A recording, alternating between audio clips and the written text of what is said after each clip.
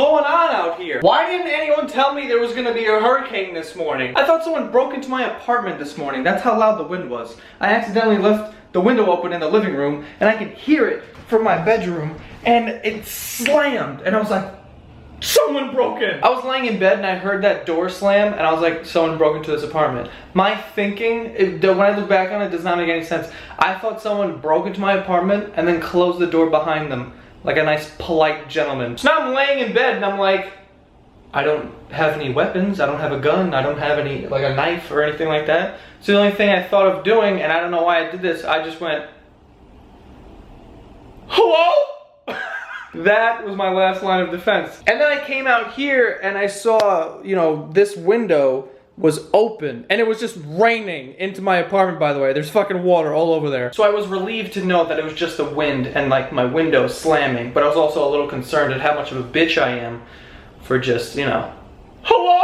So yesterday I tweeted out that we should just get rid of the word inconvenience because I think it's too hard to spell. I never get it right on the first time. If there was an autocorrect on my iPhone, I would never get that word correctly. And by the way, this is coming from a 5th grade spelling bee participant, okay? I didn't win, but I was definitely in that bitch. I had to beat out my entire class to be in that shit. I ended up spelling the word travel wrong in like the 3rd round, but let's forget about that. Actually, you know what? Let's not forget about it. Let's talk about it. I've told that story before and people just laugh at me, but let's really fucking think about this, okay? I'm in the 5th grade. 5th grade! Okay? No hair on my dick. And I'm in the spelling bee. I'm fucking excited. This is a big event in my school at the time. I get up there first 2 rounds and I'm crushing words like unicorn and treasure and shit, and then they throw travel at me, right? The fucking judge thought she was giving me a layup. She's like, travel, and then put her head down. I remember her putting her head down because it was like, oh, he's got this. I know Joey. He'll get this one. And I said T-R-A-V-L-E. And then she picked up her head like this. She just had such a look of disgust in her face. She was just like... And let's be honest here, that's not the worst misspelling of all time. I get it, travel's kind of an easy word to spell, but L-E and E-L in 5th grade on a stage in front of a crowd of people, that's fucking tough, dude. It's not like I threw a fucking Q in there, but whatever, that's irrelevant to what I'm trying to say. I tweeted out that we should get rid of the word inconvenience because the middle of that word is just too hard. It has too many rules, I before E except after C, convenience. The middle of that word I just fucking hate. So I tweeted out we should get rid of this, and then I tagged Merriam-Webster, the dictionary. And they replied to me and they said, is this any better? And then they left a link to the definition of the word nah. So basically, I got flamed by a book. A fucking book successfully made me feel like the biggest asshole on earth, and I couldn't be happier, honestly. So you won the battle, Webster, but I'm not losing the war. I'm getting rid of that word if it's the last thing I do. Anyway, I'm gonna stop filming now because I'm kind of like in traffic and people can see me filming and talking to a camera. So the last thing I need them to like know is be like, what are you doing? And then I'm like, oh, I'm talking to a camera telling a story about how I was talking to a book.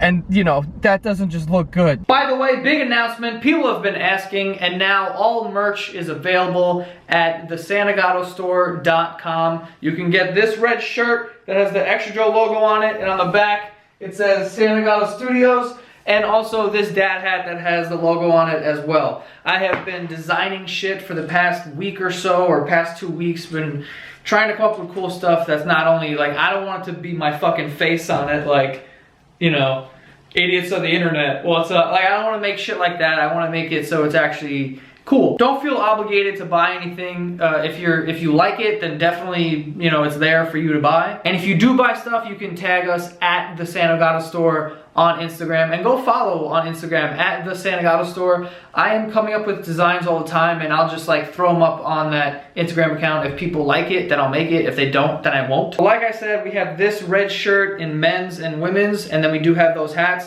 but there are like 4 things that are ready to come out also.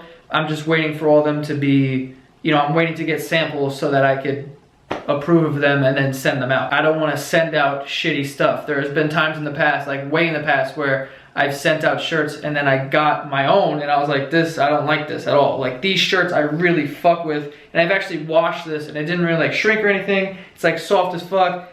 ink is good. I'm happy. But yeah, that's the merch, the SantaGatoStores.com. So if you were waiting for something like this, or you wanted to get one of these X hats because people were talking about them, there you go. And now, let's get to story time. Welcome to story time, sluts. Today we're reading Hansel and... This fire's getting out of hand. Today we're reading Hansel and Gretel, and we're just gonna analyze it a little bit because I skimmed through it recently, and it's a fucking shit show. I'm not gonna read it word for word, but let's go through the plot, shall we? Hansel and Gretel are the children of a poor woodcutter. When a great famine settles over the land, the woodcutter's second abusive wife decides to take the children into the woods and leave them there so that she and her husband don't have to starve to death. Okay, hot start. We're not even 4 sentences into this shit, and a woman is already planning the murder of 2 little kids. This already sounds like a goddamn Netflix documentary. What I want to know is, how hungry do you have to be before you start going, hey, you know what, fuck it. Let's throw the kids in the garbage. The woodcutter opposes the plan, but finally submits to his wife's scheme. Well, this guy's a fucking bitch. Talk about whipped. And what's with the wording here? Doesn't it sound like the dad wrote this story? They're trying to make it seem like he's a good guy, when all he really did was, no, I don't think we shouldn't. All right, yeah, fuck it. Let's leave him in the woods. Then the kids hear their parents talking about this shit, and Hansel's like, yo, I'm gonna leave a trail of pebbles so that we can get home. When they get home, the dad tucks them into their beds, and then they wake up and they can hear them fighting in the living room like, what the fuck, how'd they get here? I don't know. And the stepmom decides, let's try this again. So then they go back further into the woods the next day, and Hansel decides, I'm gonna leave a trail of breadcrumbs so that we can get home again. By the way, where the fuck is this kid getting breadcrumbs? I thought this was a famine. Seems pretty irresponsible to let all that go to waste there, Hansel. No wonder you're starving. But anyway, then they try to follow the breadcrumbs. They try to follow the breadcrumbs back home, and they realize that a bird ate the breadcrumbs, so they don't know how to get home. The people in this country are dying of starvation, but the fucking birds are well fed. After days of wandering, they follow a bird to a clearing in the woods and discover a large cottage built of gingerbread, candy, and the window panes of clear sugar. Hungry and tired, the children begin to eat the rooftop of the house. For the first time in this story, it sounds like a children's book. Okay, there's a house made of candy. That makes sense for children. This whole thing with the famine and my parents don't love me, they want to throw me into the woods. What the fuck is that? Suddenly, a very old woman emerges and lures the children inside. They are unaware that their hostess is actually a bloodthirsty witch who cooks and then eats children. Can we just take a minute to recap here? Kids are starving because there's a famine. Their parents don't love them. They abandon them in the woods. And then they find a candy house, which is dope. But unfortunately, it's owned by a bloodthirsty witch.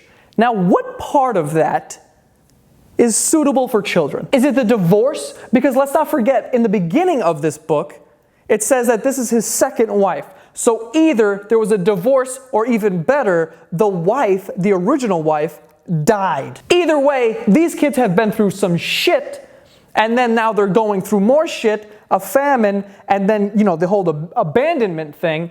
And now they find a house, thank God we've been saved, and it's run by a witch. Who thought it was a good idea to tell the story to kids? It gets better, by the way. After being thrown into a cage and shit, the kids end up outsmarting this witch and ultimately push her into an oven and burn her to death. So now we have a murder. A child murdered a person in the story. Gretel frees Hansel from the cage, and the pair discover a vase full of treasure and precious stones. I love how Gretel was just like acting innocent the entire time and like playing victim, and then all of a sudden she just fucking burns someone alive and then robs them. Like, this bitch is a gangster. After escaping, the children find their way home to find their father, who reveals that their stepmother died from an unknown cause. And now we have an unsolved murder. Their father had spent days missing his children and is delighted to see them safe and sound. With the witch's wealth, they all live happily ever after. Happily ever after? Sir, your kids are fucked for life. By the way, why are the kids happy to see their dad? This guy agreed to leave them in the woods to die. And they're like, oh, Papa, this guy tried to kill you, bitch. They had to push a witch into a fucking oven. Who the fuck would be the same after that? This would take years of therapy to fix. And if you think these kids are stepping foot into another farce ever again, you are fucking mistaken. But anyway, that's Hansel and Gretel, okay?